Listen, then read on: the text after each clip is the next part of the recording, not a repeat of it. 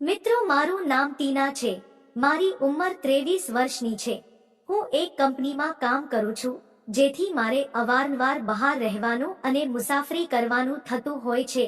હું પણ એક લાગણીશીલ છોકરી છું, જેના કારણે મને પણ ઘણી બધી ઈચ્છાઓ થતી હોય છે, જે મુસાફરી દરમિયાન પૂર્ણ કરી શકતી નથી, જેથી મને ઘણી બધી તકલીફો થતી હોય છે.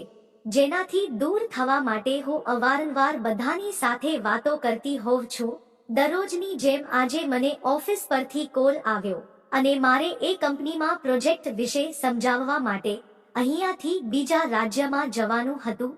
તે રાજ્યમાં જવા માટે અહીંયાથી કુલ 3 દિવસો લાગવાના હતા.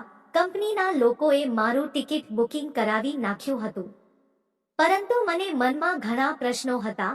3 દિવસ દરમિયાન માત્ર મુસાફરી કેવી રીતે કરી શકીશ, તે ખૂબ જ મોટો પ્રશ્ન મને સતાવતો હતો.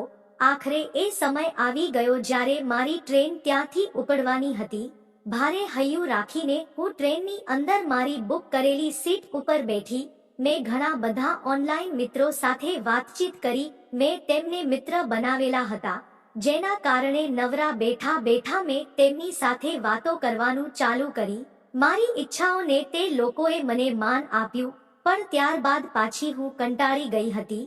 ટ્રેન હજુ 3 સ્ટેશન વટાવી ચૂકી હતી. એટલામાં એક 26 વર્ષની આસપાસનો વ્યક્તિ મારી બાજુની સીટમાં આવીને બેસી ગયો. તે દેખાવ ખૂબ જ આકર્ષક લાગતો હતો.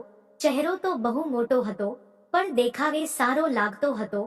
તેથી હું તેની સાથે વાત કર્યા વગર રહી ના શકી. થોડી ક્ષણો બાદ મેં તેની સાથે વાત કરવાનું ચાલુ કર્યું.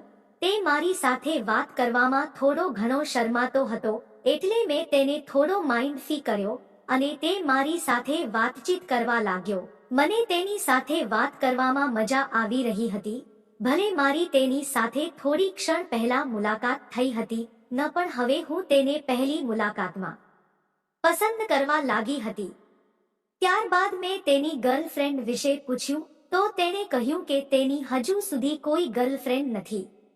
મને તો જોતા નવાઈ લાગી, પણ તે કહેતો હશે તો સાચું હશે તેવું મેં રાખ્યું. થોડીક વાર બાદ તે મારી વિશે બધું પૂછવા લાગ્યો અને તે જ્યારે મારી સાથે વાત કરી રહ્યો હતો ત્યારે મેં તેને પૂછી લીધું કે તારે મારી સાથે આનંદ કરવો હોય તો મારે કોઈ વાંધો નથી.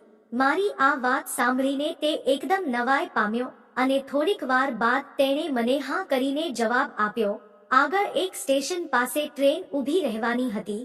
જેવી ટ્રેન ઊભી રહી, અમે નીચે ઉતર્યા અને સ્ટેશનથી થોડાક દૂર જતા રહ્યા અને ત્યારબાદ અમે બંને અમારી ઈચ્છાઓ મુજબ કામ ચાલુ કર્યો.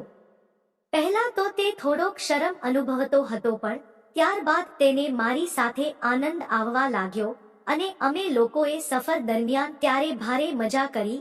જો મિત્રો, વિડિયો પસંદ આવ્યો હોય તો વિડિયોને લાઈક અને ચેનલને સબસ્ક્રાઇબ જરૂર કરજો. ફરી મળશું એક નવા વિડિયોમાં. ત્યાં સુધી આવજો. વિડિયો પૂરો જોવા બદલ તમારો ખૂબ ખૂબ ધન્યવાદ.